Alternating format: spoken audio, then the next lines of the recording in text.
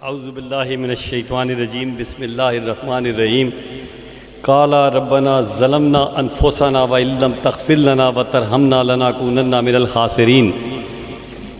یہ دعا حضرت آدم علیہ السلام نے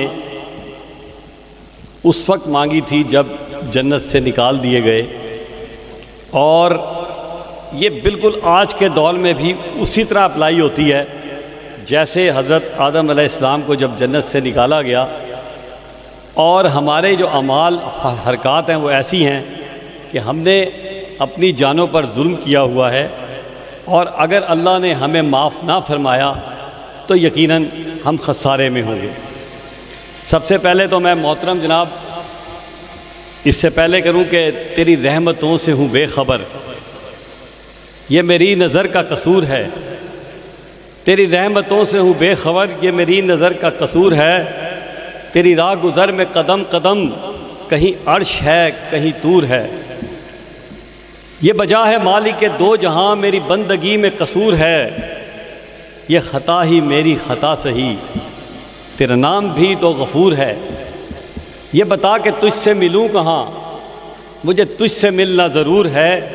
کہیں دل کی شرط نہ ڈالنا، ابھی دل گناہوں سے چور ہے۔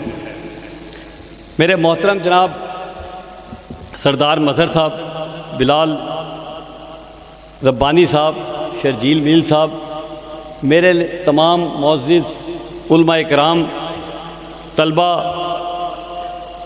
میں آپ لوگوں کا شکر گزار ہوں کہ آپ نے مجھے MSO کے اس پلیٹ فارم پہ دعوت دی۔ حالانکہ مجھے یہ رات کو شرجیل نے کہا کہ ہم نے جانا ہے، تو جہاں اللہ والوں کی محفل ہوتی ہے میں وہاں ضرور جاتا ہوں، کیونکہ اللہ والوں کے ساتھ دوستی کر کے ہی آدمی اپنی آخرت کو سنوارتا ہے۔ اور سچی بات یہ ہے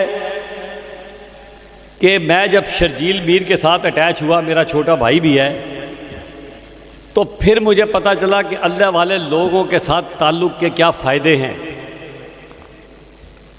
آپ کو میں بتاتا جاؤں کہ میرا جو آبائی گھر ہے وہ مظاہر علوم سہارنپور میں بالکل اس کی دیوار کے ساتھ دیوار میرا گھر ہے، اور میرے والد صاحب کی تربیت مولانا حسین ہیبت بدلی کے کرتے میں بیٹھ کر ہوئی، جن سے انہوں نے 2 سپارے پڑھے، اور انڈائریکٹلی میرے اوپر مولانا ذکریہ اور مولانا خلیل احمد سہارنپوری ان کی لائٹیں بھی پڑی انڈائریکٹلی، اور تو میرا اللہ والوں کے ساتھ کچھ انڈائریکٹلی کہیں نہ کہیں سے اس طرح کا رابطہ ہے۔ اور میں آپ کو بتاؤں، اگر آج یہ ہمارے مدرسے نہ ہوتے تو یقین کریں پاکستان اور انڈیا میں، بنگلہ دیش میں آج اسلام نہ ہوتا۔ یہ میں چھوٹی سٹیٹمنٹ نہیں دے رہا، اس لیے کہ انگریز نے ایک سازش کے تحت جب اس ملک پر قبضہ کیا، اس علاقے پر، تو اس نے سب سے پہلا جو کام کیا وہ یہی تھا کہ اس ملک سے اسلام کو جو ہے کسی طرح ختم کرو۔ اور یہ قادیانیت بھی اسی وقت کی پیداوار ہے، یہ انگریز کی پیداوار ہے، اور میرے سے ناراض نہ ہونا، یہ جو فرقہ پرستی بھی شروع ہوئی یہ بھی اسی کی محبت کے تحفے تھے، تاکہ ہم مسلمان آپس میں لڑتے رہیں۔ حالانکہ ہمارا دشمن ایک ہے اور وہ ہے قادیانی، ہمارا اور کوئی دشمن نہیں ہے، ہمارا دشمن وہ ہے اور قادیانی۔ اور مجھے یہ فخر حاصل رہا کہ شرجیل میر کی رفاقت میں میں ختم نبوت میں، اور ابھی قاضی عبدالرشید صاحب آ رہے ہیں، ان سے میرا بڑا تعلق رہا، مولانا احمد لدھیانوی سے میرا بڑا تعلق ہے، آپ جس کا نام لیں گے میرا ان سے دوستی اور تعلق ہے۔ لیکن میں بتانا یہ چاہتا ہوں کہ ہمیں ایک چیز کی کمی بڑی ہے، کہ خواب بھی بتا دوں؟ چلے بتا دیتا ہوں۔ بات یہ کہ ایک دن مجھے انہوں نے کہا جی میں آپ کو بہت ایک بڑے اللہ والے کے پاس لے کے چلتا ہوں۔ میں نے کہا اچھا جی۔ یہ مجھے پیر عزیز الرحمان صاحب کے پاس لے کے چلے گئے۔ آپ یقین کریں میری پہلی ملاقات تھی پیر صاحب سے.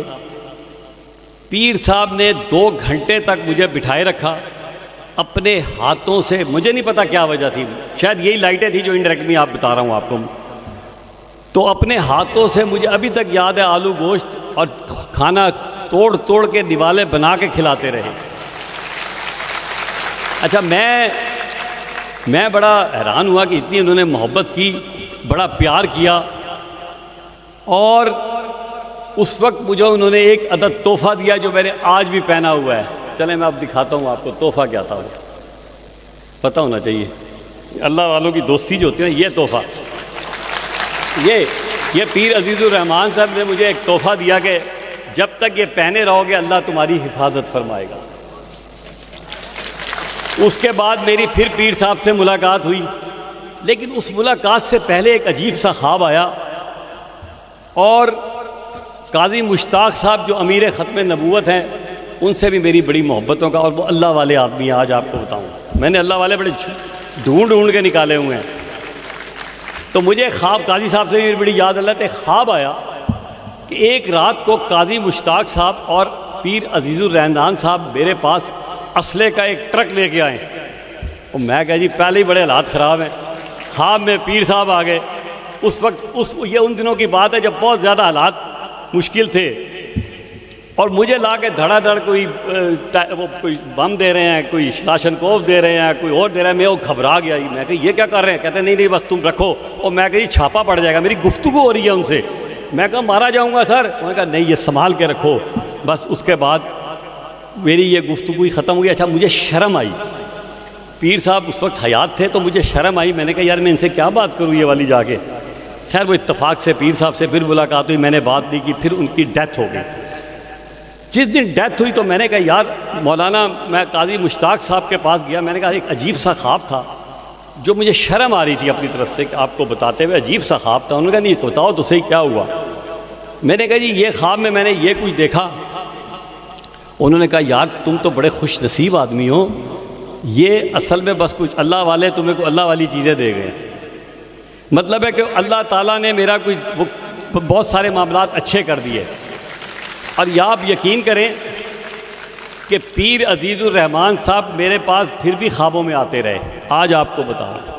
تو جب نسبت اللہ والوں سے ہو جاتی ہے نا, تو حقیقت ہے بہت اللہ کا شکر ہے, بڑی اللہ کا کرم ہے. اور جب مجھے وزارت ملی, میں بس ایک آخری بات, کیونکہ بڑے اس سے اچھے لوگوں نے خطاب کروانا ہے. خدا گواہ ہے میں نے 2-3 فیصلے کیے. ایک تو یہ کہ میں عاجز اور فقیر بن جاؤں گا, تکبر نہیں کرنا کہ وزارت مل گئی. 3 وزارتیں میرے پاس وقت, صحت کی, پاپولیشن کی اور سوشل ویلفیئر ہاسپیٹلز کی. میں نے کہا تکبر نہیں کرنا, اور اپنا آئیڈیل, خدا گواہ ہے اپنا آئیڈیل حضرت عمر فاروق اور حضرت عمر بن عبدالعزیز کو بنا لیا. یہ اور بات تھی کہ یہ دونوں شخصیت کی میں خاک کا ذرہ بھی نہیں ہو سکتا. لیکن جب آپ ایک ماڈل بن کے ایک رول ماڈل کو فالو کرتے ہیں تو وہ شخصیات بھی آپ کی مدد کرتی ہیں. یقین کیجئے میں اپنے کھانا بھی گھر سے کھاتا ہوں, تعریف نہیں کرنا چاہتا, اور کوشش یہی ہوتی ہے کہ اپنے انصاف کے ساتھ کام کروں, حق حلال کے ساتھ کروں. کیونکہ بس ایک آخری بات کر کے ختم کروں گا کہ جب حضرت جنید بغدادی,